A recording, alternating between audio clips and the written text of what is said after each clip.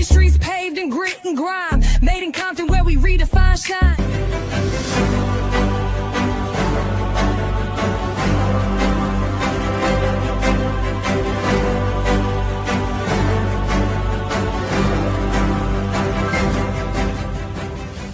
The package open, gotta free it in a hurry. Hey. Drop it in a seam, snap a pick and spit a bar flurry.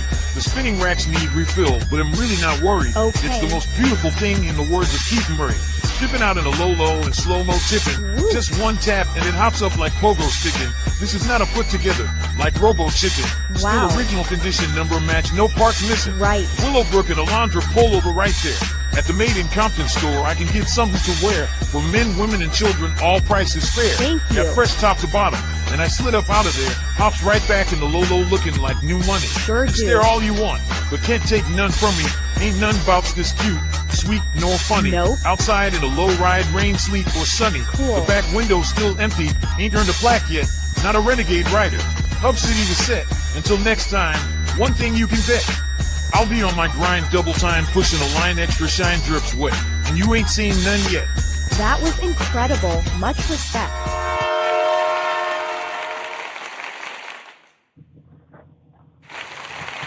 To thank everybody in advance for tuning in to Bone with Friends. And tonight my special guest is Ralph. Hey Ralph, how you doing? I'm good, brother. How you doing? Man, I like to start off by asking, how was your Thanksgiving? Oh, it was quiet. It was relaxing. It was non-eventful, which is the way I like it these days. Non-eventful. No, nothing crazy. Yeah, nothing crazy. Yeah. Yours? It was cool. I chilled with my two of my brothers. One of my brothers is deceased, so I chilled with the remaining two, and we had us a good dinner and we relaxed. Had a good time, caught up on each other, watched some football. That's right. As you should. As you should. Yeah, that's what I did. Watch football. Well, I like to start off for the people that don't know you. Tell us a little bit about you in your own words. Okay, well, Ralph, close people, friends call me Crackhead Ralph. It's affectionately called Crackhead Ralph. I'm somebody who grew up out here in Los Angeles, really in California, up and down the coast from the Bay Area to LA. And early on got caught up in drugs and alcohol and started a cycle that propelled me from the streets to prison. And so I spent a big chunk of my life in California State Prison, in and out, probably a combined 15 years, and a couple of more in LA County before the Twin Towers. So it was ruthless at that time. And then in the early 2000s, tried to get out and change my life around and get into what has helped change my life into recovery, into the 12 steps and Cocaine Anonymous. And so it didn't stop, but it did plant the seed that it would one day grow enough to help me gain the tools that would help me become sober, now 17 years, and become productive, and change my life around to something that I would not have ever imagined it would have been today. Not at one point, never growing up thinking that I would be in a nice house, quiet community. I'm in my garage right now. You don't hear nothing going on. It's just imagine. It's just I'm here in Compton, where you probably couldn't do that 20 years ago. You know what I'm saying? It's just sitting in the garage and it's peaceful. No helicopters, no ghetto birds, no gunshots, no motherfuckers hanging out and stuff like that. Oops, I don't know what the voice is. Man, I salute you for taking the step. Okay. Yeah, and it's changed I my salute you life for taking the steps to turn dramatically. your life around. Thank you, thank you. I appreciate it. Yeah. Hey, so what was your creative outlet growing up before things got complicated? Well, one, they got complicated early, to be honest. Um, from maybe early age, like 8, 9, 10 years old, I got into sports, but I was also traveling because my father was in the military, and so we was bouncing around from state to state, coast to coast, and so I got into sports, playing football, running track, playing basketball, soccer, and that was my creative outlet. And then, but at the same time, in moving around, I had to make new friends, and so I spent a good portion of my life trying to fit in. And wherever I go, I gotta do this all over again and try to fit into some another place, Rhode Island, Maryland, DC, Boston, California. Eventually, when my father retired, it was right when I was starting high school, and so out here. And so when I tried to fit in out here, it was the ones I immediately tried to fit in with were smoking weed and drinking, and that's how uh, uh, uh, it changed from sports to something else. Yeah, yeah. But generally speaking, it was always and still have a huge passion for sports. Sports 50 years later, I still, enjoy not playing, but watching and talking trash with friends and collecting stats in my head and stuff like that. Yeah, yeah, yeah. That's what I do. Man, so I hear you collect like sports memorabilia, like trading I cards and do. stuff like that. I do. I have probably 10,000 sports cards, and I got. I mean, I have all kind of stuff from.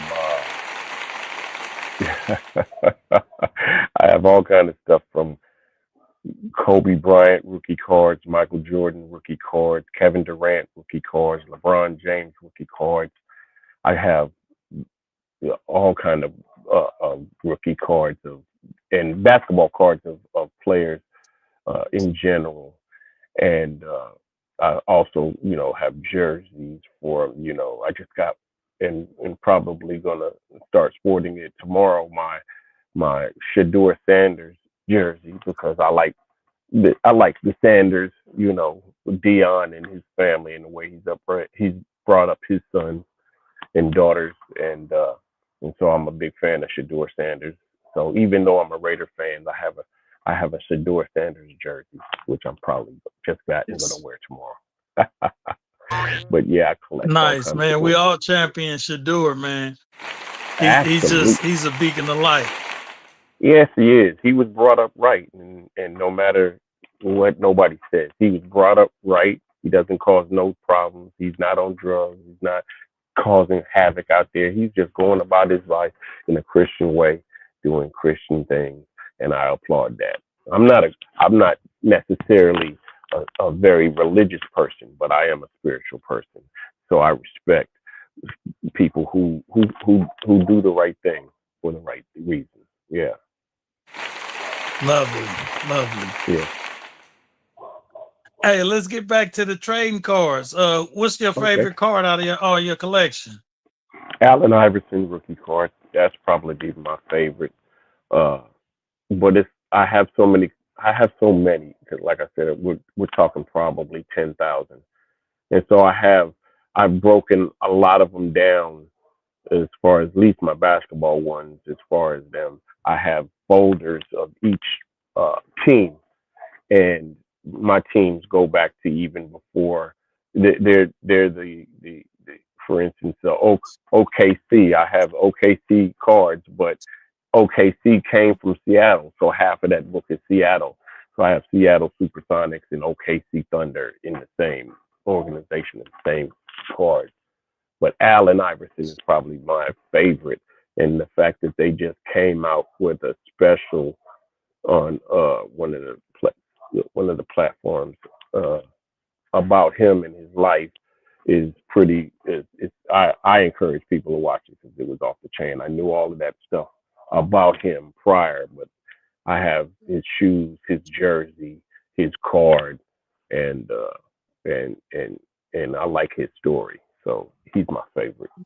So right now, but it could be something different tomorrow. I got probably 7 different Kobe Bryant cards, so it could be that tomorrow. I just love sports, and I love the NBA in particular. Have you ever got them appraised? I started getting a few of them appraised. It's a challenge to do it because the process in getting them what they call graded is you literally like, for instance, I have a card that came up. It's a Jordan card, and it's basically right now it's worth $350 if I don't do nothing to it. But if I send it off to be graded and it comes back 8, 9, or 10, it could be worth anywhere from 8,000 to 15,000. And for me, I get paranoid in thinking that if I because the process in sending it, you got to put it in the mail and send it to somebody. So you telling me I got to put this card in the thing, send it to them, and trust that they're gonna, process it and send it back if it's worth, $10,000. That's hard for me to do. You understand? Absolutely. So I have a number of cards in that. I have a number of cards in that. So that's the challenge I'm having right now, and is getting them graded. And then once they're graded, they're put into a plastic container that you can't open up. A plastic, I don't know what to call it, but it's so you don't open it up and everything. And so it's a challenge. I'm slowly but surely doing it though. Yeah. Yeah. None of my good And your ones. guess, None of my good ones. Go ahead. what would you guess is your most valuable card? Off the top, I'm just depending on who they are and stuff. I would guess I have a collection of Michael Jordan cards, special editions that are bigger than normal cards. They're a little bit bigger, and they're a set of the years from 86 to I think 92 till he first retired, after his first retirement. So they're oversized cards. They're special edition in a special packaging. I would probably guess off the top of my head that would probably be it, but there's no telling with these cards because it's such such a unique thing with sports cards that it's got to be from a certain Fleer or Upper Deck, and a certain cards that were only came out and they only made this amount of them, and so I don't know off the top of my head. It would be a Jordan card probably because he's the most popular of all. But shoot, they just had a Steph Curry rookie card go for like 50 grand. I have a Steph Curry card, but it doesn't seem like that one's worth no 50 grand. You know what I'm saying? And so it's a long, tedious process to get them all appraised. And most of them are probably $2-3 cards. Some of them are, like I said, a couple of $100 here, a couple of $100, $400 or $500 there. I have a few of them that I've seen like that. I once I started going through them just recently, because I was collecting them for the longest, and then I seen the Netflix special that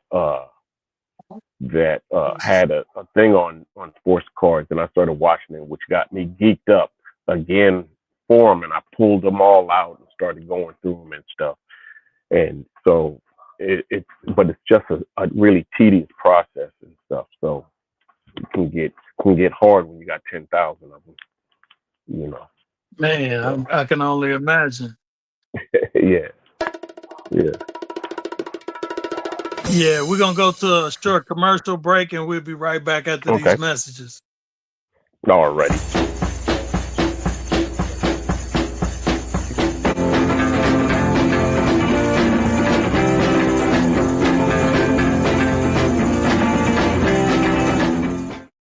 Shout out to the LA Hood Life Tours. Yes, discover Compton like never before. Whether you're a local or visiting from across the globe, LA Hood Life Tours takes you on an unforgettable journey through the real streets of Compton. Hear stories from tour guides who have lived, worked, and thrived here. Voices of the community, and experience the culture, history, and energy that only the iconic city of Compton offers. The adventure doesn't end there. Your ride leads straight to the Made in Compton store, where exclusive souvenirs, apparel, and local treasures let you take a piece of Compton home. From the streets to the store, this is a treasure chest of authentic clothing, accessories, and services in the iconic city of Compton. Shout out to the team at LA Hood Life Tours for making every tour a genuine, one-of-a-kind experience. Shop 24/7, micpt.com, at the Made in Compton store, and definitely book your tour today with the LA Hood Life Tours that can be found online, on the website, and on IG for your convenience.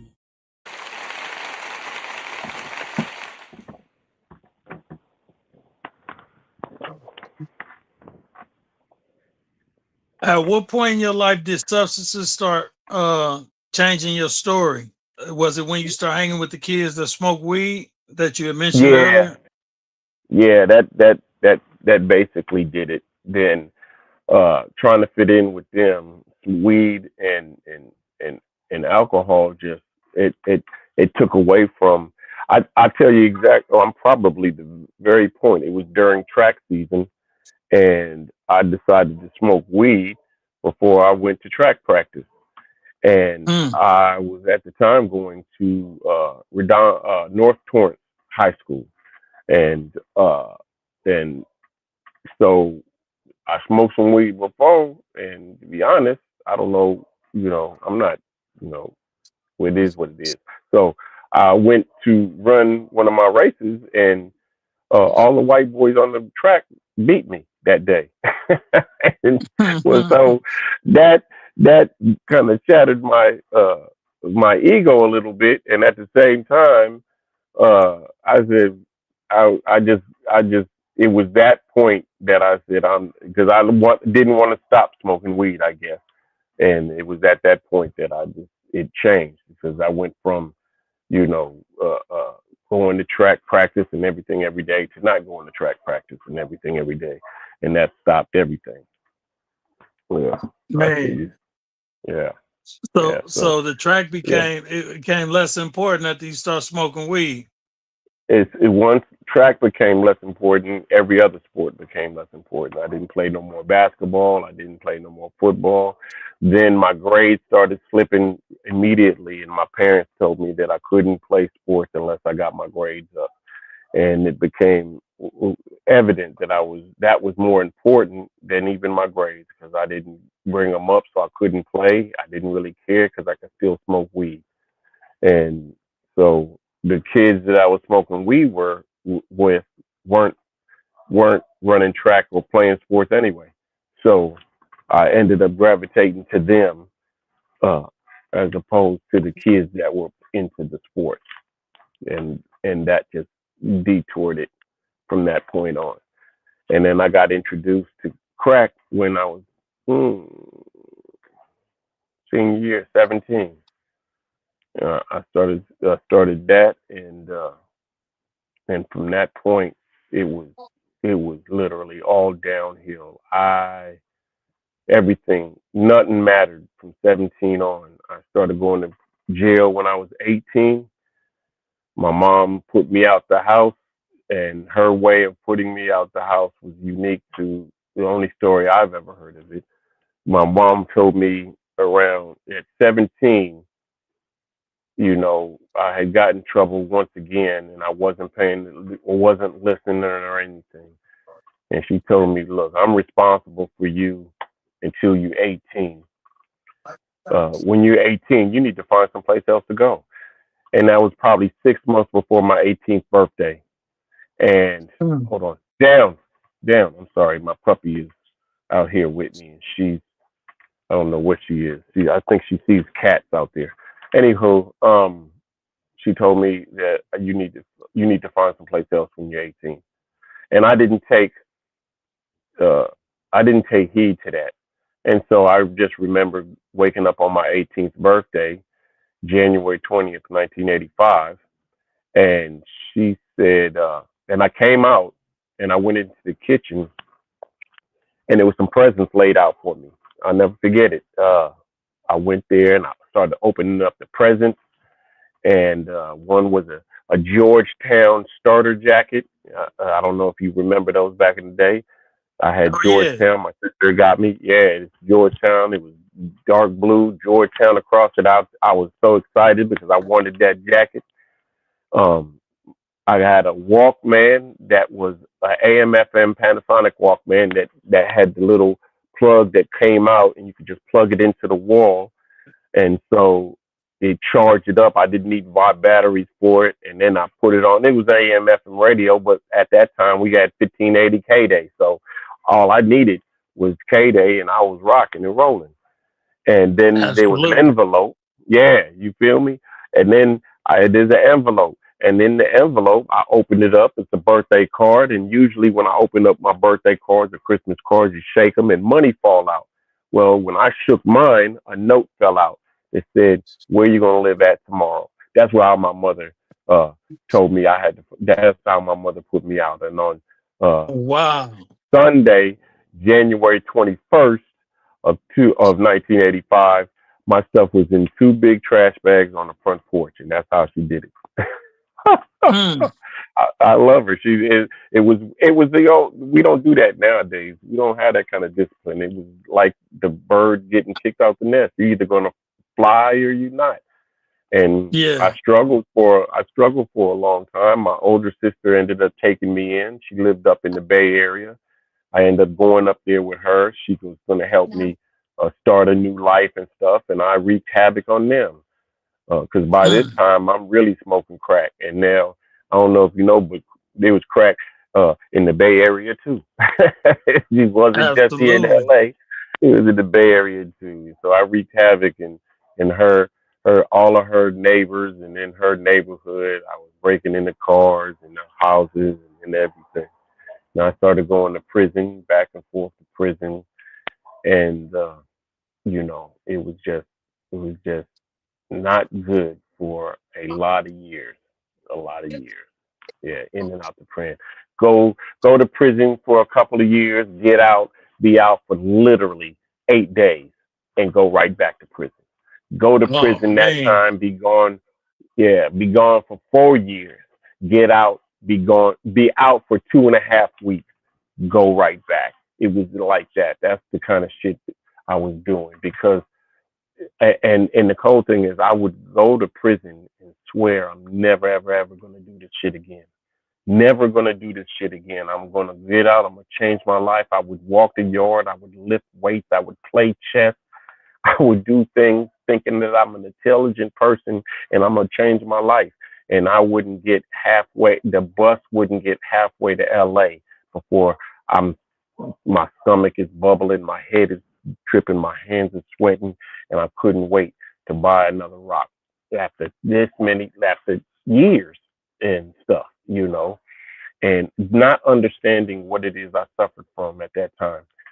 That I just kept going and going. I'm telling you, 2 years here, 4 years here, 6 years here, 8 years here. Rather, it was crazy. It was crazy, and you would think that, oh God, Ralph must love prison because he just goes right back. He was literally only out a week and he went right back. You know, he was literally just out a couple of weeks and he went right back. He must love it in there.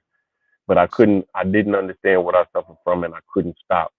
I would start saying, I'm only going to do this and get out and be right back. Or say I'm never going to do it again and do it again as soon as I got out. So it was really a vicious cycle that Yeah.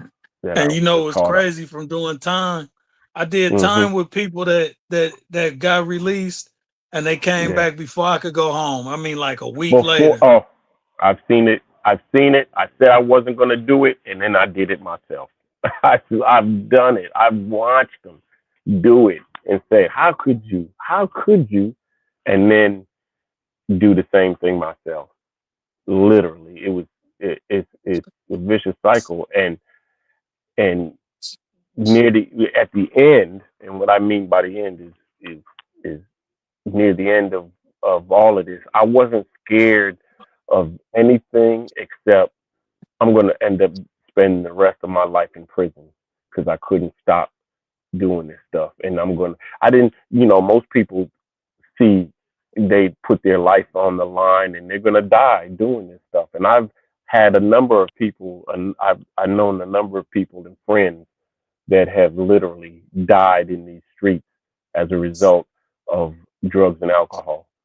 And I was more afraid of spending the rest of my life in prison as a result of alcohol. I didn't even care if I died or not. I mean, to me, dying would be the easy way, but to have to spend the rest of my life in a 6x10, looking out a little window, collect calls home, fucking hoping that you get a package, just all of that whole, demoralizing, bend over and lift your nutsack and all of that bullshit is is I just thinking about it now, and then to think about where my life is today compared to that, I'm blown away every day. I'm so grateful. I'm so blessed.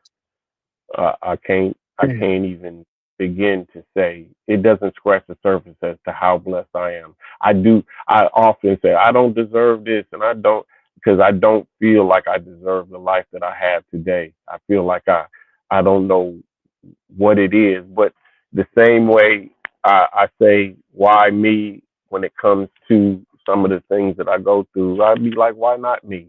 You know, why not me? I say, oh man, I got these eyes thing, and I can't see out of my eye. I'm going blind. Why me? And I'd be like, well, why not me? And I feel like whatever I've gone through, my experience in my life is an example to somebody else, good or bad. You can take it or you can leave it. You can listen to it and accept it or reject it. I've done X, Y, and Z, and if you do A, B, and C, you can avoid X, Y, and Z. You don't have to do this, and you can avoid that and live a better life. So hopefully, my example, my experience can help somebody else. Yeah, Man, I salute you, brother. You got a yeah. deep way of thinking. Man, you like a I sensei. it's just an appreciation.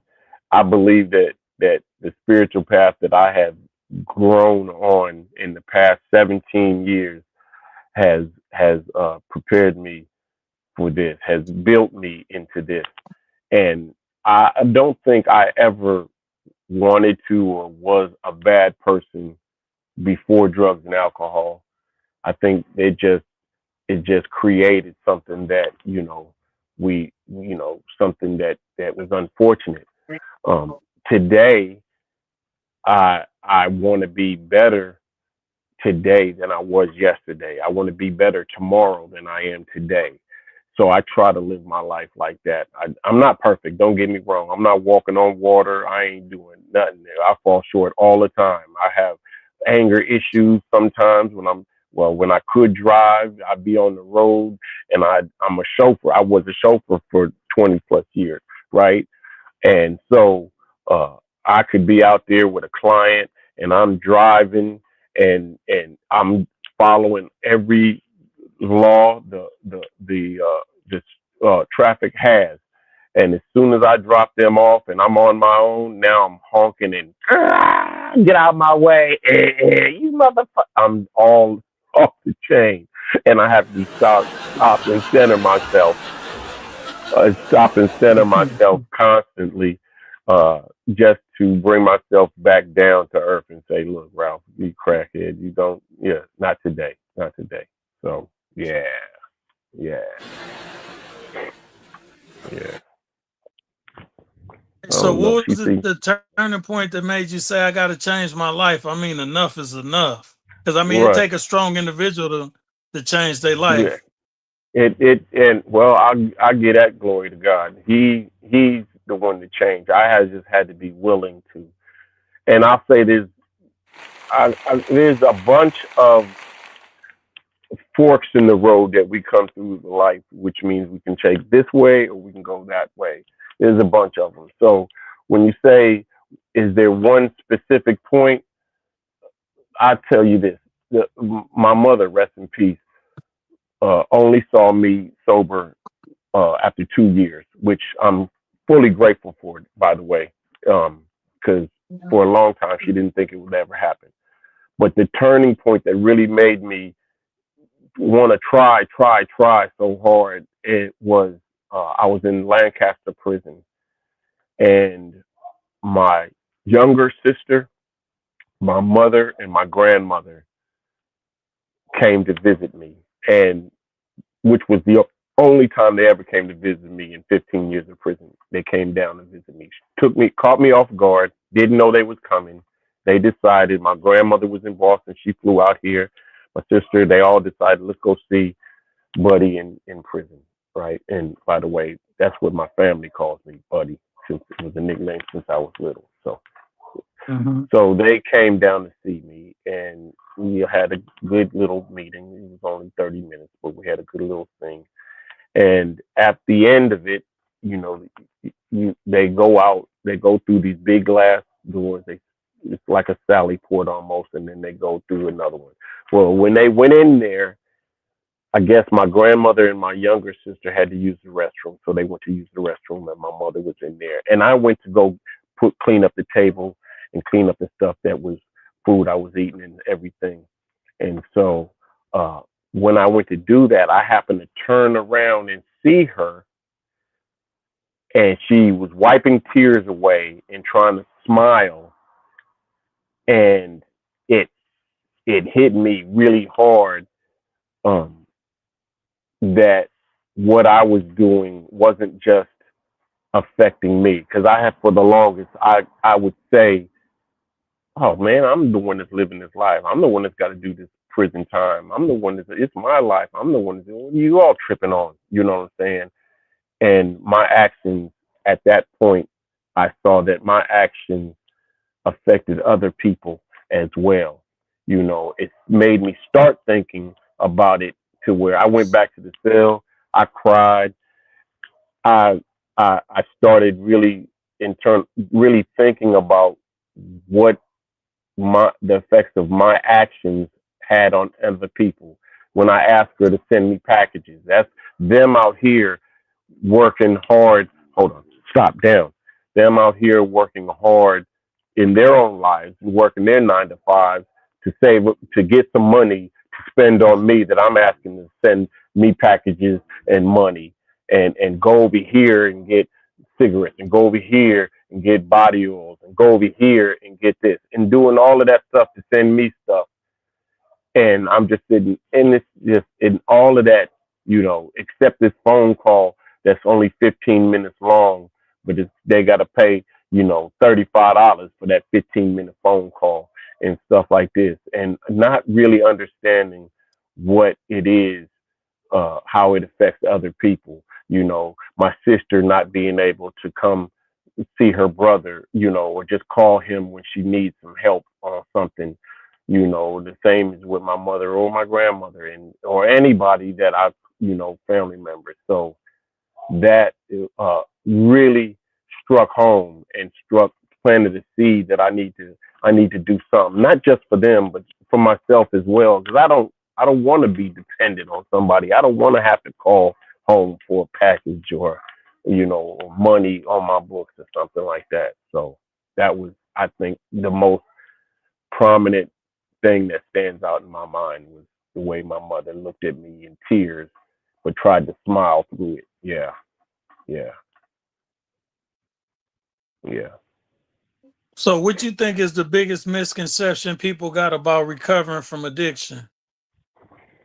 Oh, misconception. To be honest, it's probably the idea that we have any kind of choice or control over our addiction. Um, I have friends today that I meet in these rooms, and I'm like, not so close, but I have like one friend right now. He's been struggling for years with it, and I'm more surprised when we get sober as opposed to, relapsing. You want it for somebody, but one, they have to want it for themselves. And two, it's not a switch you can just turn on and turn off. You're not something that you can just, you know what, forget it. We all can probably identify if we think about it in some other aspect of our life. Is outside of drugs and alcohol, the way we gravitate to something that makes us feel good. You know what I'm saying? And it could be drugs and alcohol. It could be sex. It could be shopping.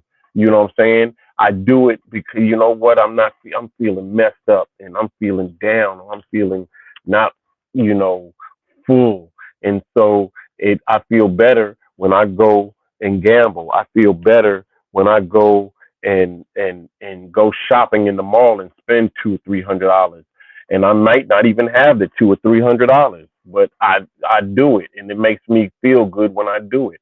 I don't know what that vice might be, but um, I think that's the biggest misconception is thinking that we can just stop when we want to, or it's not really, if you really, or you can stop for her.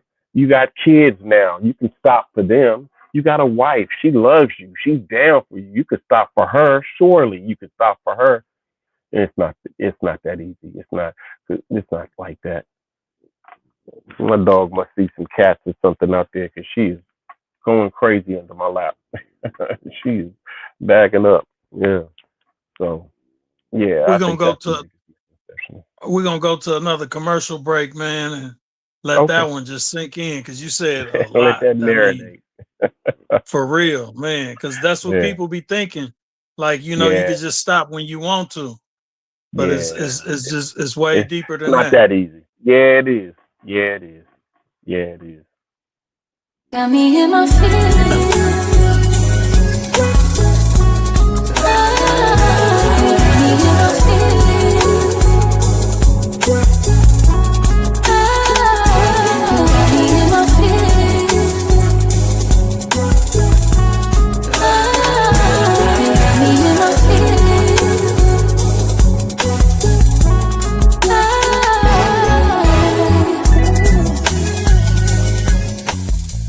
Hey, it's Teddy G, your friendly neighborhood bear from the Made in Compton store, here to spread love and good vibes.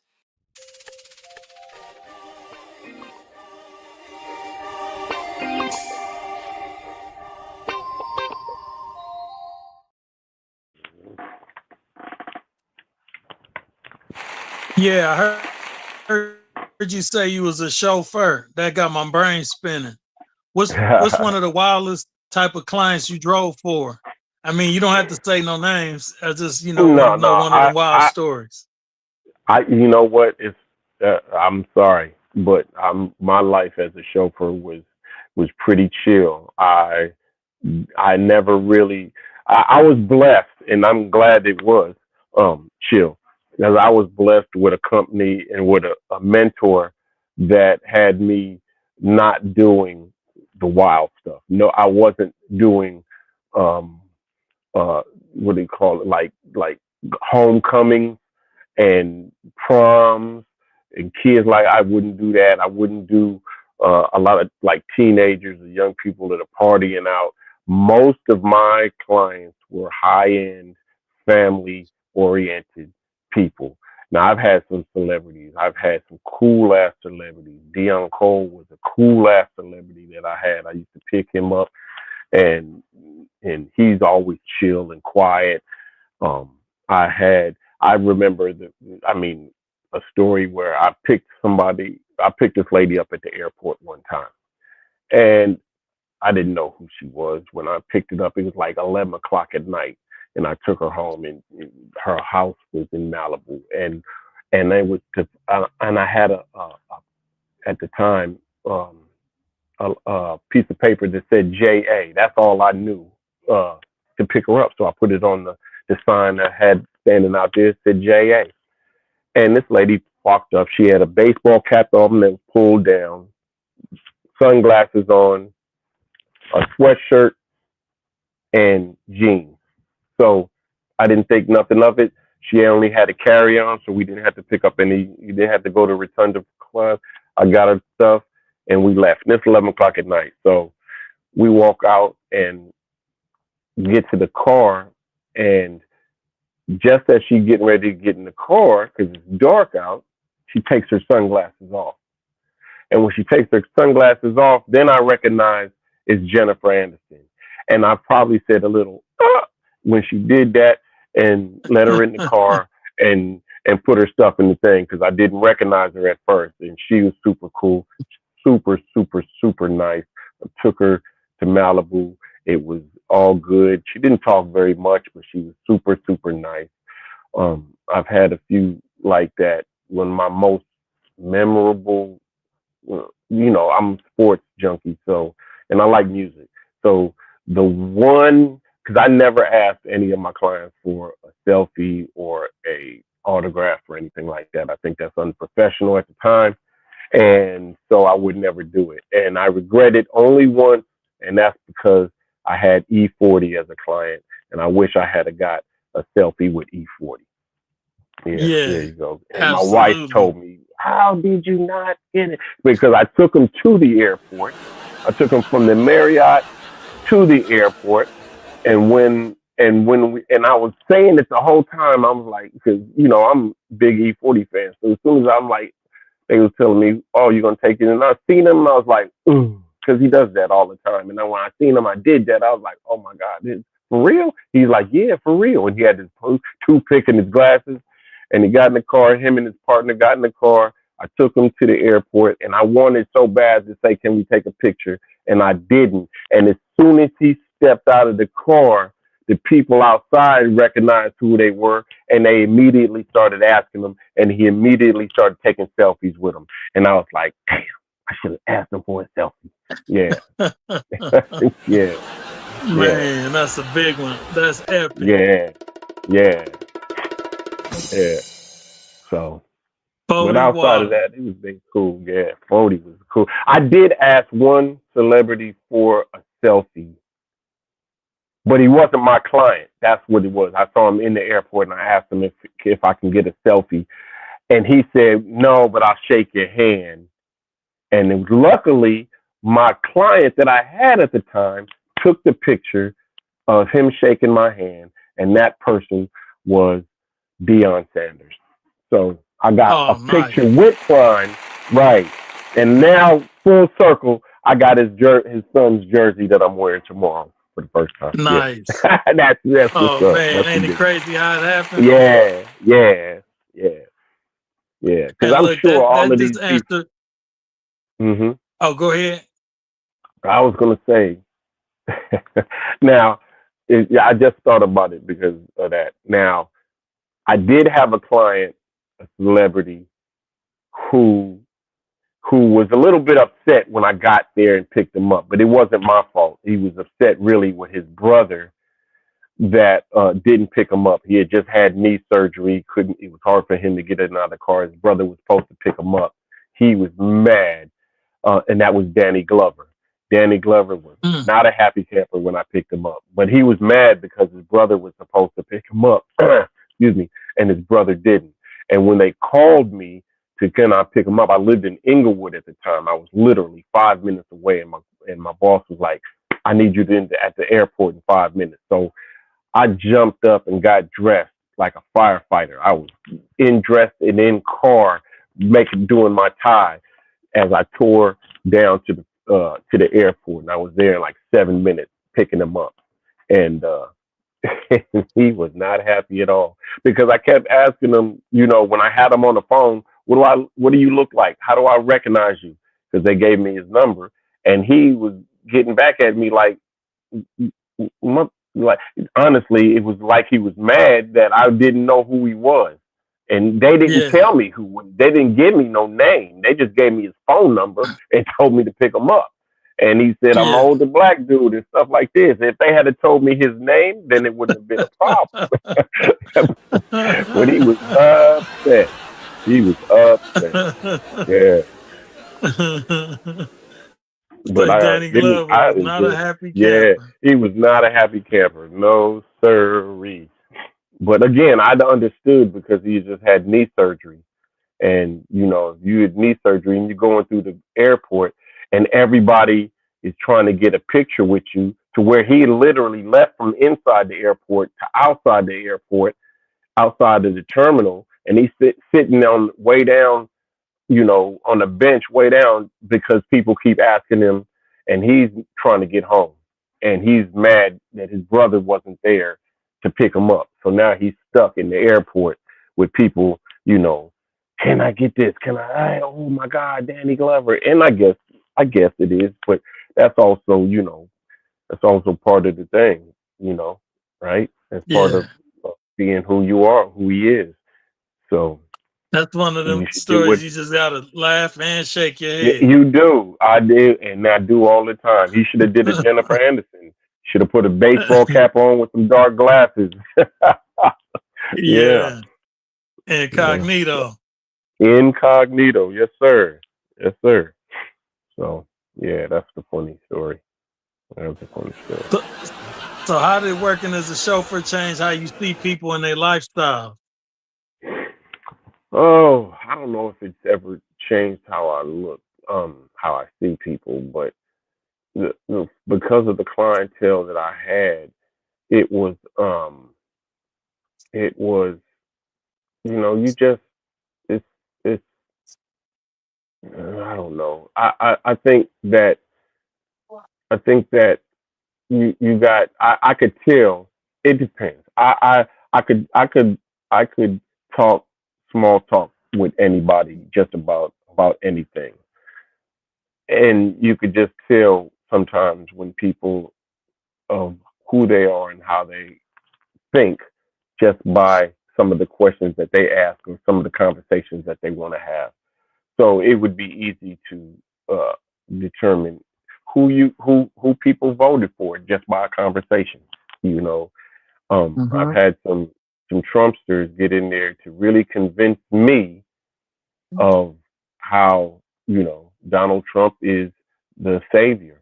I've had them, literally. I don't tell them my political stance, but but if you say they're talking, you say mm-hmm, mm-hmm. Next thing you know, they think you're on their side, and they're gonna give you all of the reasons why uh, Trump is great and the other side isn't.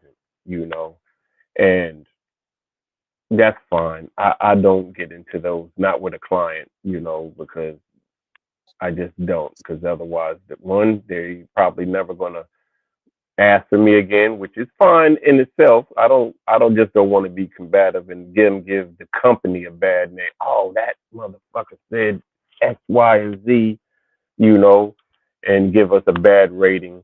And next thing you know, that's that. And so, I don't know. Yeah, I don't know if I can give you life uh, changing things as a chauffeur.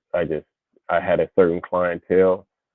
Rich people are the same as they have the same same issues as we have. Some of them see you, some of them don't. That's what I see. Some of them see me. Some of them. I'm just a cab driver to them. You know what I'm saying? They don't see me. They don't hear me. They don't.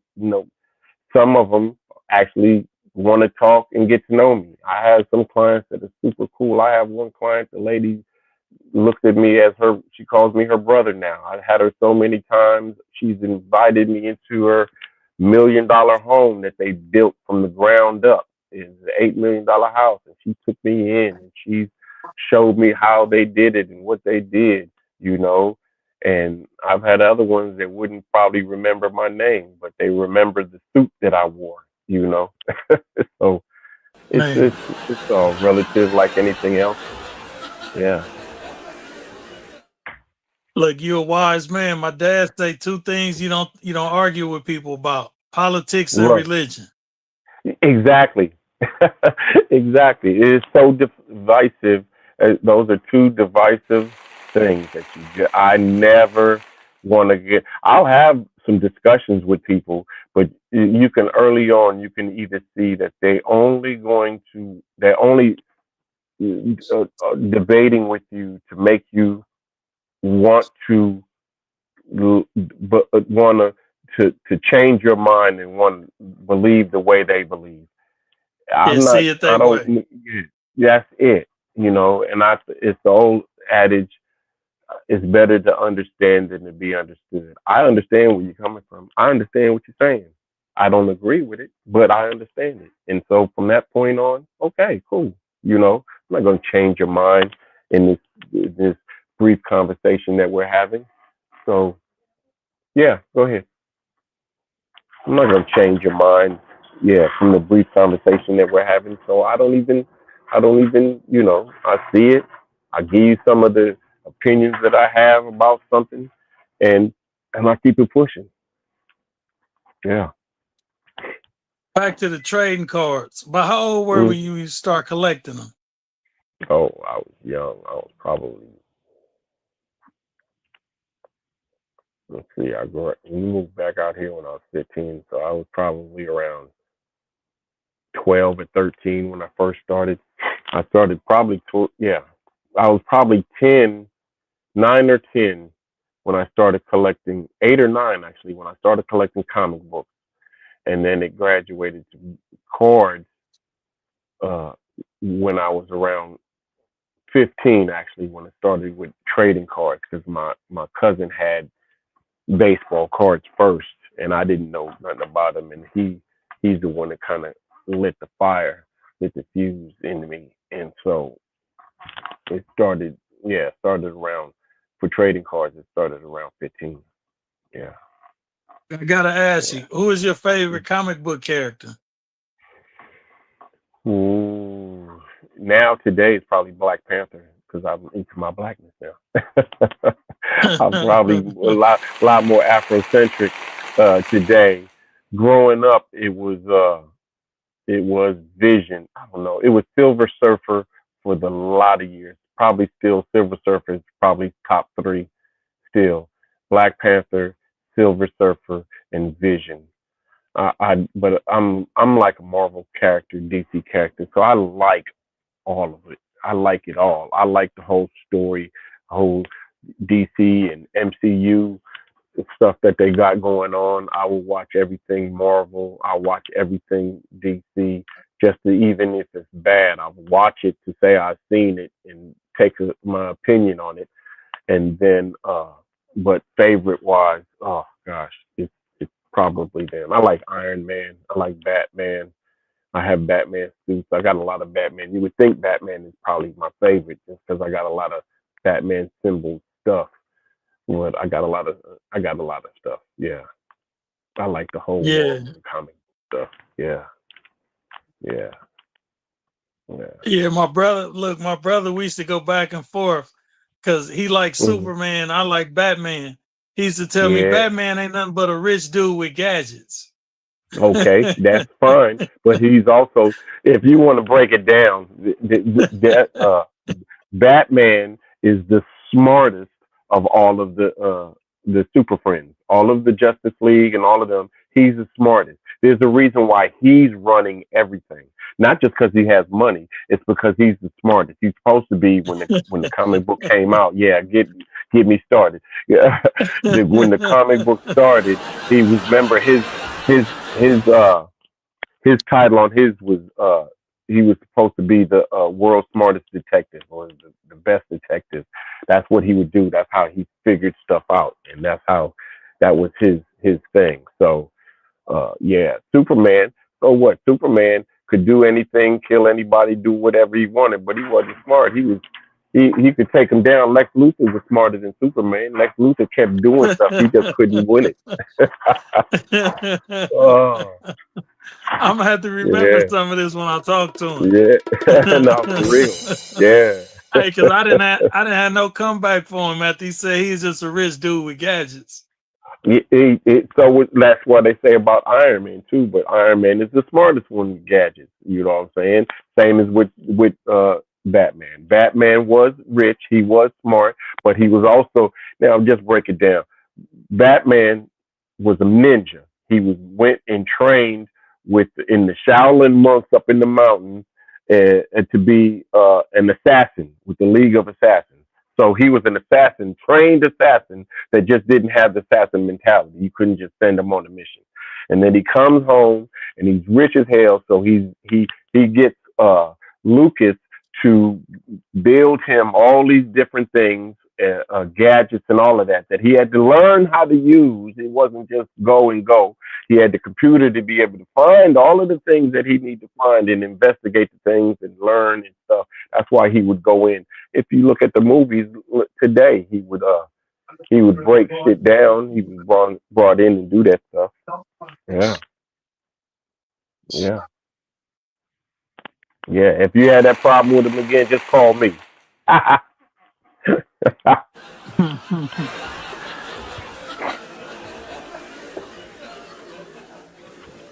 What's the rarest or the most meaningful comic book you ever had in your collection? Okay, so I had a cool comic book collection that was probably about 100 strong.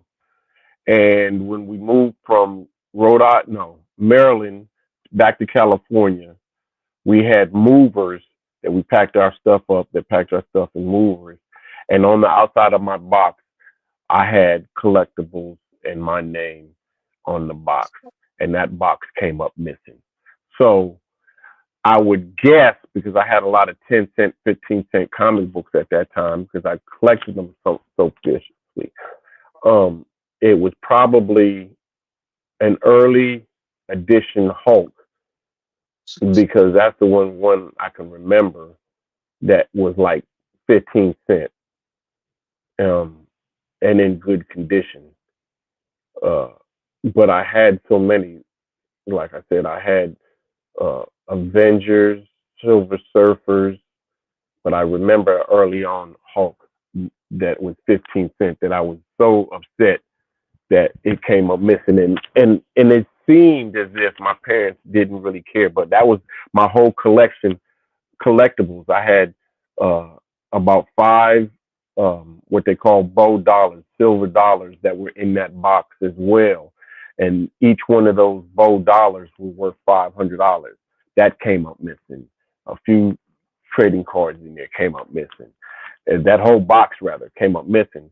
And it said collectibles. So I think that the movers saw collectibles, saw what was in it, and kept it. And they're probably sitting pretty right now with those. But that's nothing to what they've taken from our people before, isn't it? Huh? That's how they did it. Take it and claim it as theirs. Take it and claim it as theirs. Yeah. So we're gonna go to another commercial break, and we'll be right back after these quick messages. Okie dokie.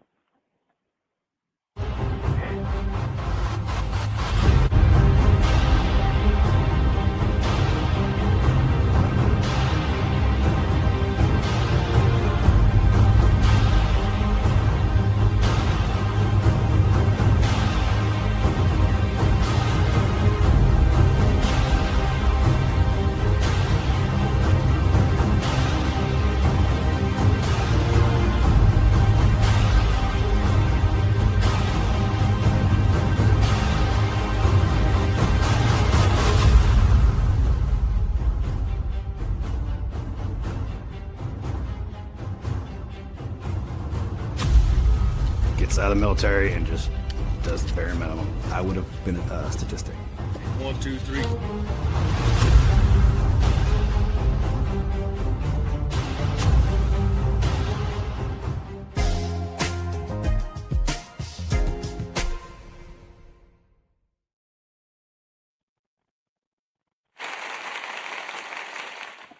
Out of the trading cards and the comic books, which one taught you the most about focus, patience, and discipline? Oh gosh. To be honest, I don't think I can't. I don't. Probably the cards, because I've had them the longest. I had them. I had the comic books when I was younger. The focus and discipline and stuff. As far as my cards, if I learned anything from them, I would have to say it was them. But to be honest, my focus, my discipline, I got the foundation of that from my parents. My father was in the military, so I got it from them. Even though I was off the chain at the time, I got it reinforced and really put to work in the rooms of Cocaine Anonymous. Those are what helps me with all of that, because there's 3 things they tell us we need to do. There's 3 things that I've learned that I need to do to stay grounded and focused on what I need to do. In the rooms, it's unity, service, and recovery. And so we learn these things by going to Cocaine Anonymous meetings. We learn these things and practice these things in these meetings. And so, for example, unity, they say, is to surround myself with people that are doing the same things I'm doing. And so, 1, that's staying sober. 2, that's being a better person today than I was yesterday. So I do that by surrounding myself with people that are doing the same thing I'm doing. They say go to a lot of meetings. So I go to a lot of meetings. They say unity, service being of service, getting out of myself, being of help. So I get a commitment at these meetings, and the commitment might be as simple as being the cleanup person for the meeting, the set up and break down person. So I'll set the meeting up, putting the chairs in rows, getting them all organized for the people that come in there, and then breaking it down after the meeting, putting everything away, sweeping up and cleaning up. That may be my commitment. When I take on that commitment, that is my commitment for the next 365 days.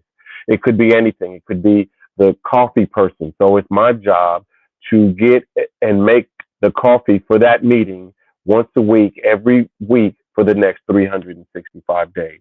And so what that does is practice service, being of service to that meeting. And there's all kinds of ways that you can be of service.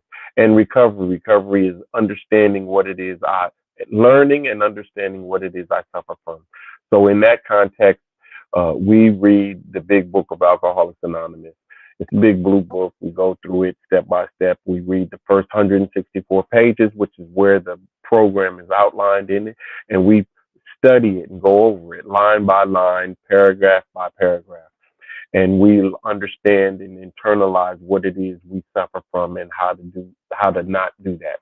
So when we do unity, service, and recovery, what that does is it shows God my willingness to get out of myself and do this.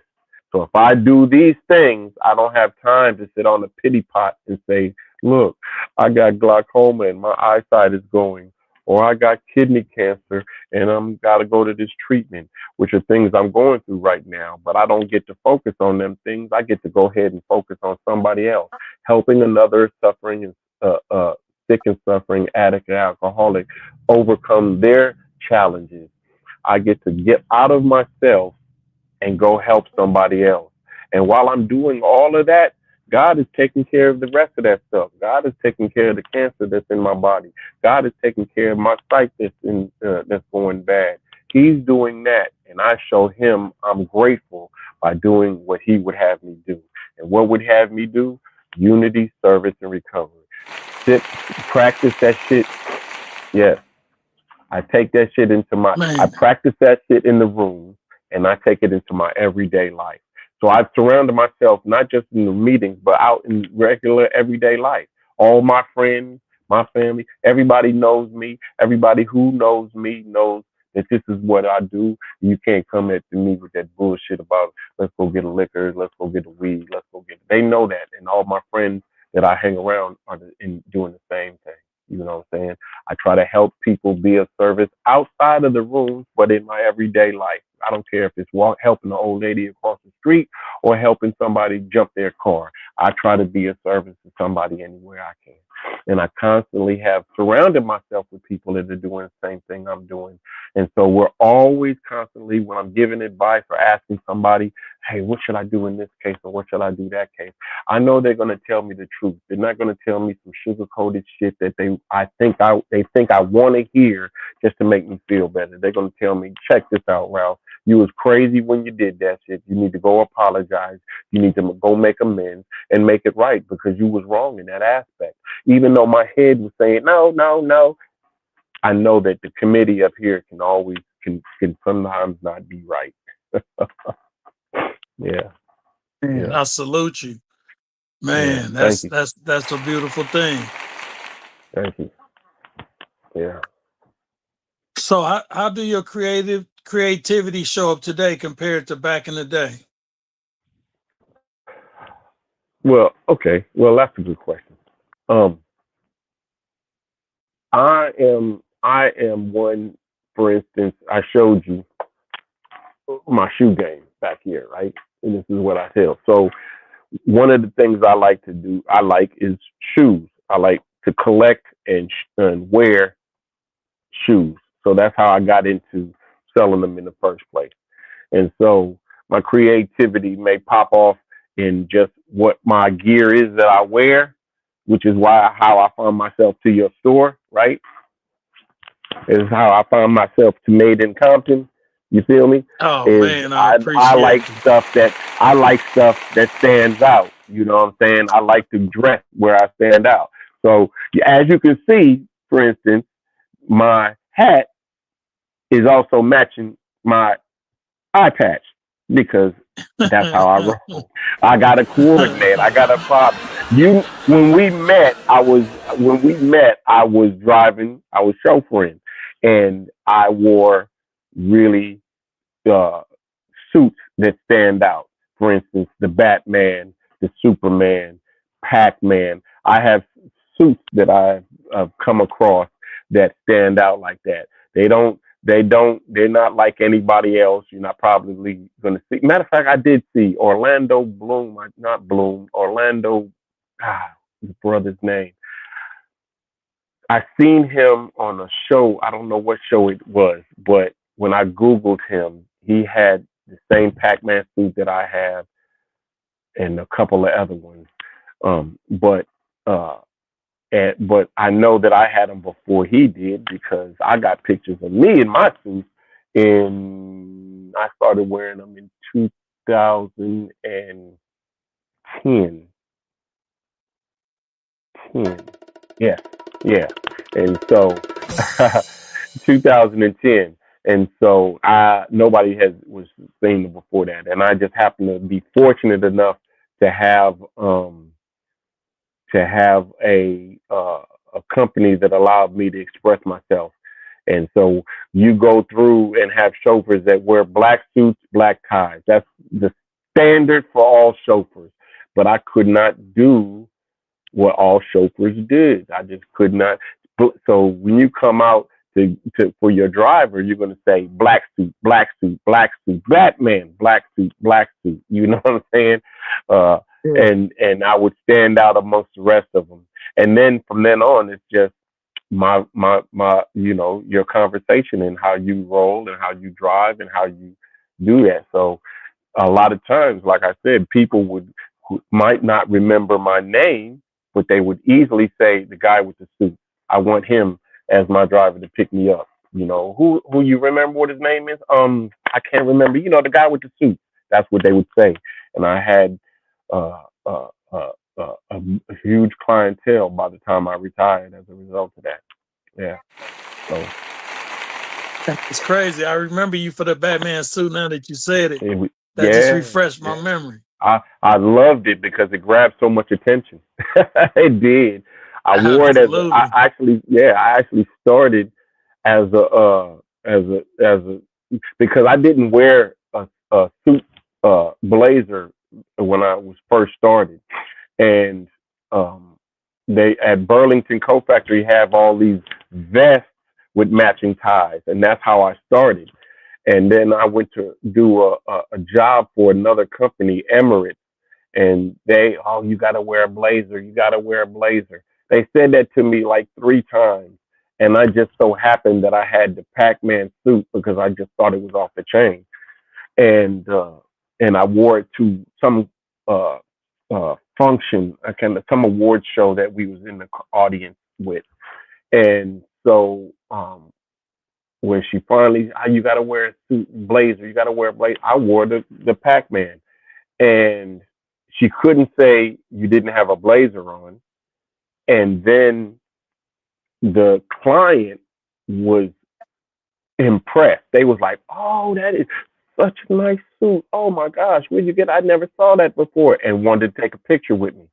And so that, of course, just stroked my ego enough to make me say, "This is what I'm wearing. Matter of fact, let me get some more." And that's how it started.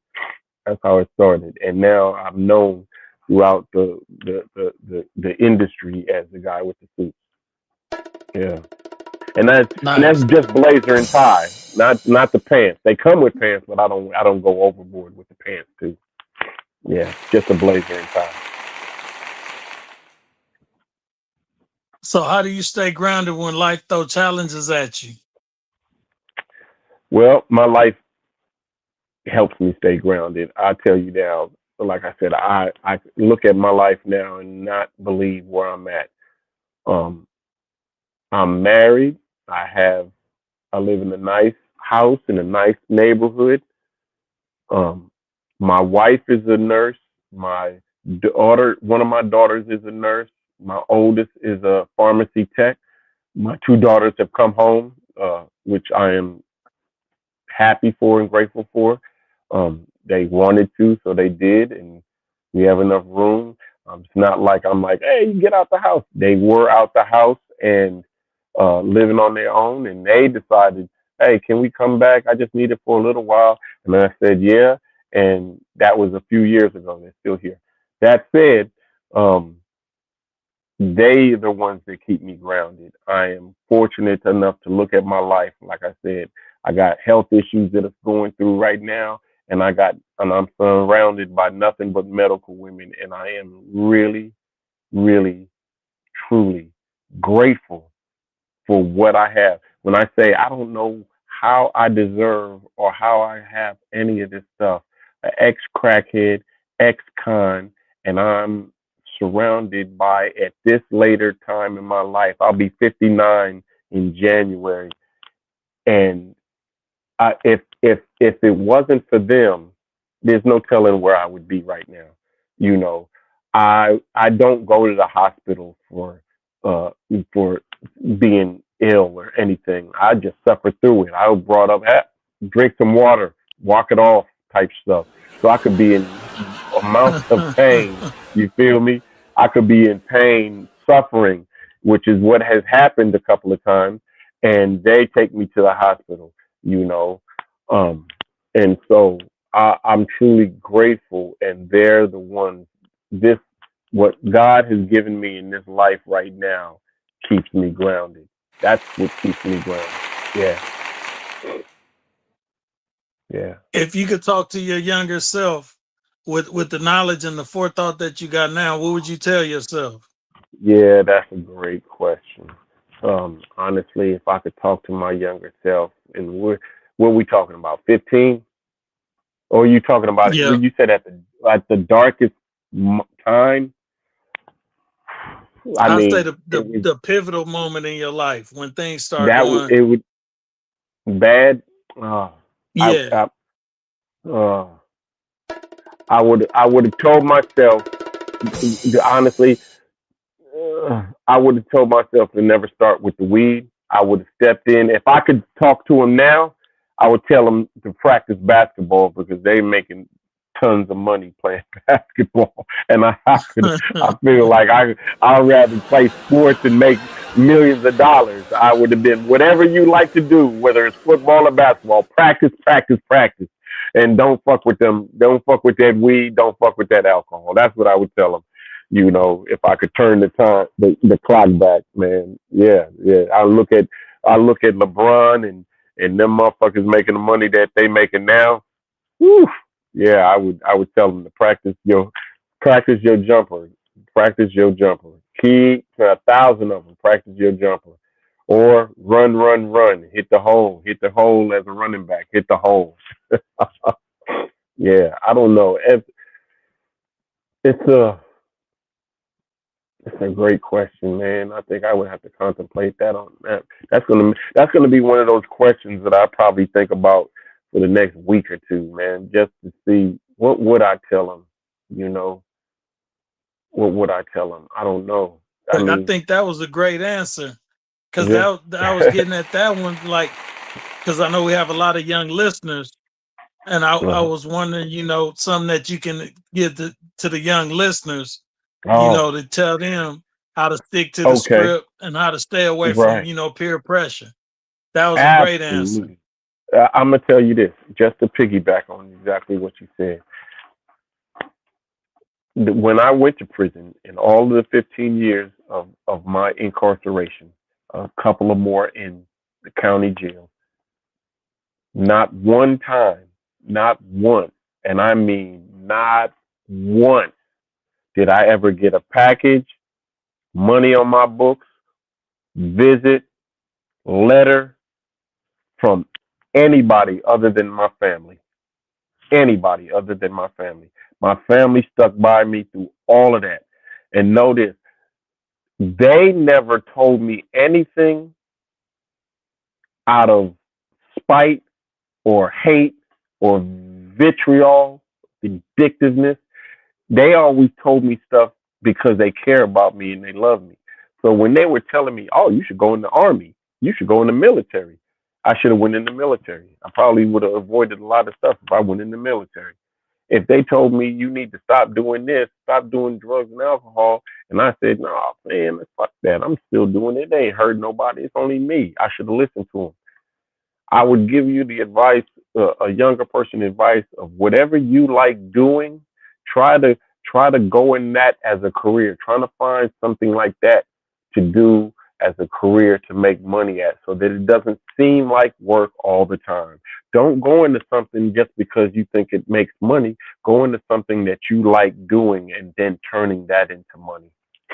Yeah, yeah, Absolutely. Great advice again. yeah, And I just yeah. like to add the family is the first and the original nucleus that we all become a part of. Always, always. I didn't have no homeboy that I could go and be like, "Hey, man," and I'm sure there's probably somebody out there that says, "I did. My homeboy did that to me, and he did that for." Oh, okay, that's fine and dandy, but I'm gonna tell you something, man. There's no life that's worth living that says I got to spend X amount of time in prison. It's just not, it's just not worth it. It's much easier. We could say some people say it's hard. No, it may take a little longer to get there, but my life is much easier now than it's ever been on out there. My best day chasing a hit is not nearly as good as my worst day sober right now. I can be absolutely clean and sober and think that this was a wasted day. Yet I look around and say, look where I'm at. I ain't sleeping out in the street. I ain't under no. I used to sleep literally right there on the corner of Avalon and Imperial, right there in the store on the corner, and it hit me at that time. That was another pivotal time in the rain through this time of year, November, Thanksgiving, and all of that, and I'm out there smoking like a broke stove. It's pouring rain. I'm under the bus stop with the with the little overhang, and I ain't got no place to go, nothing to do, and I'm stuck. Homeless is stuck, and thinking that that's how my life was gonna end. Yeah, I just believed it at that time. I was like, ugh, this is how it's gonna end. I'm gonna die a crackhead out here, you know. And that works. That this if today was the worst day sober, it's man. Look at me. I'm in my own house with my own family. On a podcast with my boy Bone, just chilling, just chilling. Man, I'm waiting for you to write your book. Man, somebody else told me that. Yeah, man, I heard that. I don't know that. That's a good idea, but shoot, man, there's so many of us with these stories. There's so many of us with these Man, your stories. book will help so many people. Man, I got my all my friends that I surrounded. My best friend, same story. They got the same story. They'd be surprised at how many of us have this same story. He's a truck driver right now. I just had a lunch with some guys. With six of us. All of us are clean and sober. All of us have anywhere from 13 to 25 years, and we've been around for all together all that time. And so once every other month, we go and have lunch somewhere and kick it up because we've known each other that long. Some of them have watched us go in and out. Some of them, but we've all known some of. I've gone in and out. A couple other people gone in and out uh, during that time, but we've all known and met each other in 2000, and it's amazing because they're doing the same thing. My best friend, 13 years, and he's driving. He's got his Class A. He's driving trucks, and he's got stories the same as I got stories. He was thugged out, gang banging, and crack took him to the lowest part and homeless and doing. Now he's married. He's got a beautiful wife and doing their thing, and it's just amazing what God can do when you let go and let God, when you trust in God and you get on the right path. It's amazing. And I salute y'all, man, because it's mental psychological warfare. When you're dealing with Yeah. addiction, it's like to Oh, overcome that, you absolutely. got to have a strong mind. You gotta, yeah. You gotta let it go. Yeah. You gotta be strong. You gotta be strong. There's so many people, man, that we lost as a result of this addiction. The crack epidemic, alcohol. Shoot, now I got a friend right now up out the Bay Area. He's a little older than me. He's like 62 years old, and he's still struggling with this. And this cat at 58, 59 years old decided, let me try heroin. You know, it's it's Mm. it's a cold that you're going through. You have so many demons, and this dude was brilliant. I mean, growing up, we used to think this dude he was going to go the farthest. He was brilliant, smart as hell, and you would and whatever demons he has that he's battling convinced him that you know what, fuck crack, let's try heroin. As if that Mm. was it's just crazy. It's crazy what addiction can do to people, and I pray for him all the time. I keep him in my prayers. You know, Bo, I hope you succeed. Man, Yeah. we're going to go to another short commercial break, and then I'm going to ask you a couple more questions. Then we're going to hit them with the final thoughts. Okie dokie. All right. Yeah.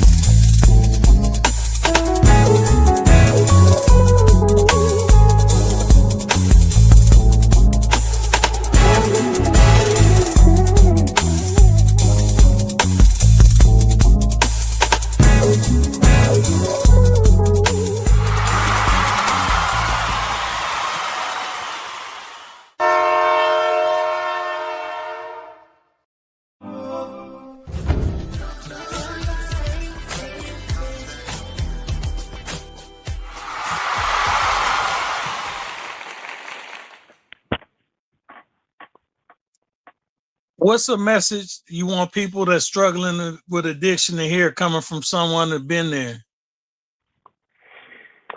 Ooh, you know, find people that are doing the same thing that you're attempting to do, and do what they did. You know, that's what I had to do. I seen people that struggled. I heard their story, and I said, "What did you do?" And that's what I did. Whatever they said to do, that's what I did. And so they had the answer. I mean, I watched people. I've tried a bunch of different things. I tried the religion. I tried uh, Christianity. I tried going to church. It didn't work. I literally smoked and during breaks in church on Sunday. Mm. I tried changing my name to Naji Salik and becoming Muslim. أعوذ بالله من الشيطان الرجيم بسم الله الرحمن الرحيم. I tried Islam. It didn't keep the pipe out my mouth. It wasn't until I seen a bunch of people a bunch of crackheads who were getting together at these meetings and telling their story and telling us how they did it. And when I started doing what they did, I got the results that they got. Nice. Yeah. Nice. What's the dream you chasing now that the old you couldn't have did? So yeah, I'm about to buy a house. That was something I had never ever even thought about. You know, to be honest, I thought probably I'd be a renter all my life. It didn't even pop into my head. Let's buy a house. Me owning a house, it never even dawned on me to do that. And now we're house hunting because we have the savings and the determination to do that. You know, I don't know if nobody ever, taught me that. My parents owned their house, but nobody ever said, "Hey, you need to buy a house. You need to do this. You need to do A, B."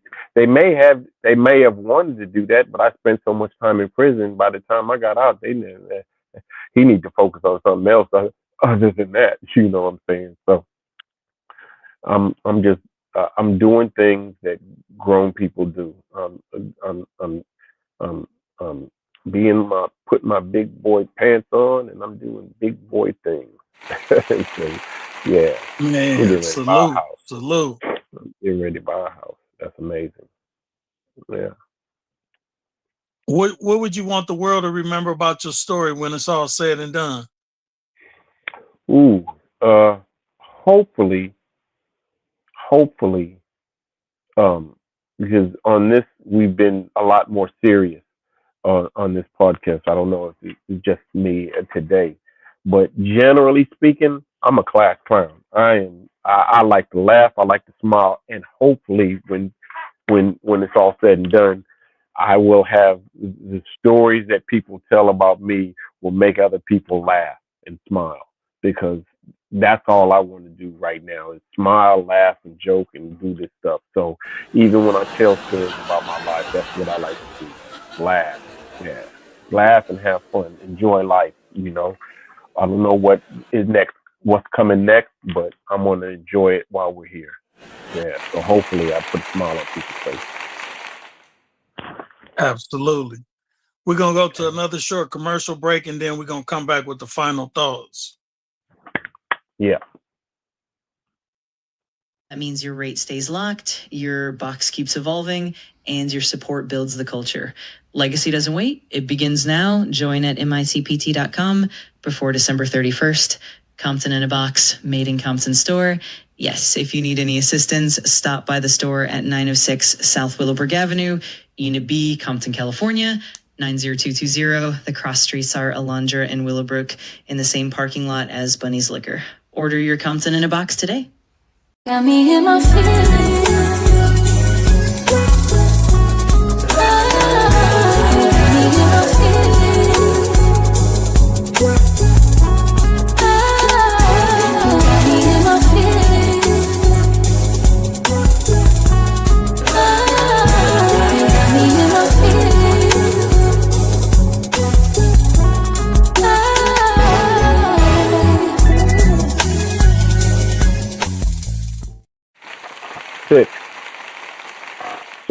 she just was bugging me too much, so she wants to get her airtime.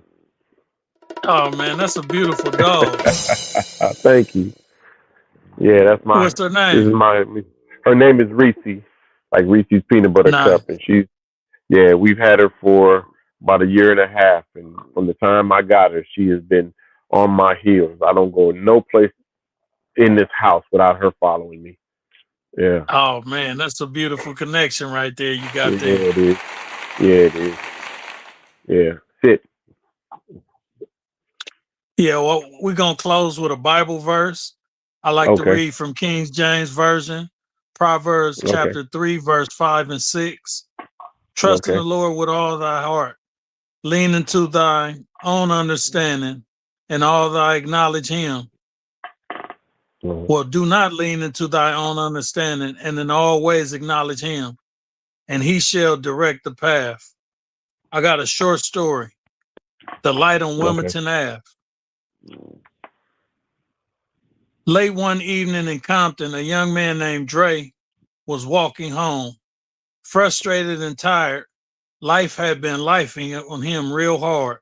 Bills, family problems, and dreams that fell far from too short. As he walked down Wilmington Ave, the streetlights flickered above him, and they were struggling too. Dre whispered, God, if you are real, I need your help. I don't know what to do anymore. At that moment, an old lady in the neighborhood, Miss Johnson, stepped out to her porch to the gate, and she smiled. She said, baby, I don't know what you're going through, but told me to get this to you. She handed him a small card, and it read Proverbs chapter 3, verse 5 and 6. Dre felt chills. He'd never been told anything but to exactly what he wanted to hear. Now, Dre went home and prayed for the first time in a long time, and he decided to trust in God and to give it all up to him. The next morning, he woke up in a different kind of strength because his problems disappeared. It wasn't because his problems disappeared, but because he had a new way of seeing things. He wasn't walking alone. And from that day forward, when things got tough and hard, he pulled it together and then he prayed. He said, Lord, guide my steps. And step by step, his path began to become clearer and clearer.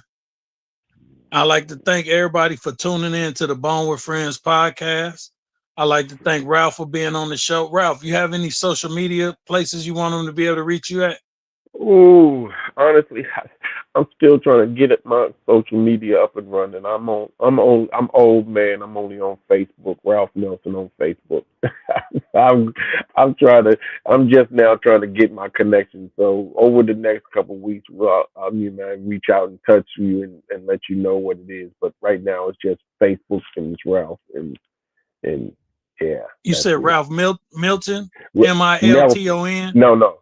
Nelson. Oh, Nelson. Nelson. Yeah, Okay. yeah, All right. yeah, So, yeah, you can reach him on Ralph Nelson on Facebook. yeah, That's Nelson. yeah, yeah. Okay. All right, man. It was an honor and a pleasure, man. And I hope we helped some people out there with your story because it was very Absolutely. impactful. I hope it was, and it was absolutely my pleasure in coming on with you. And just so you know, I'm gonna stop by your store tomorrow, and we'll chop it up. Oh, man. And look, just so you know, man, I seen that Batman suit in my mind as soon as you said it. I said, man, come on now. Yeah. I remember, look, I was a little taken aback when I seen you in it. I said, man, this guy, he got a sense of style, a sense of flair. Right. Yeah, yeah, yeah. I'm Oh, hoping to. you want to give Oh, them your handle on how they can buy shoes from you? oh, yeah. Well, you can do this. With my hand, generally speaking, you can just text me your name and shoe size at 323-568-7511. That's 323-568-7511. That's the shoe man. And what you do is you text me your name and shoe size. I send you what I got right now in your shoe size, but what you can do is send me a picture of what you are looking for, generally speaking, I can get it from anywhere from $50 to $100 cheaper than what you're gonna find out there in Foot Locker and stuff like that. Yeah, yeah. And if it's a Okay. designer Could you get like it's LV or Gucci shoes, it's gonna be even bigger discount than that. okay? Could you give them that number again so Nichelle could run it across the bottom of the screen? Sure. 323 Oh, she got it. 56. She got it? Yeah. Okay. 323-568-7511. 75. Yes, sir. Yes, sir. Yes, Oh sir. man, contact the shoe man. Ralph got you. Absolutely. Just text I him your got name you. and your I'm shoe telling size you. or something Yes, that you're sir. looking for. And I'm talking. I usually go for the unique. If you see something that you don't get, because generally shoes come in. They'll sell things regionally in New York that they don't sell out here, or in Atlanta that they don't sell out here. You know what I'm saying? And when you see something in the picture, just send it to me. Send me the picture, and I'll tell you if I can get it or not, and how much it will be if I can. There Yeah. you go. You heard it from the shoe man. Get in touch with him if you want to get your kick game up. That's right. All right, Ralph. Thanks again, man. And I like All to right. say, everybody out there, peace. Peace.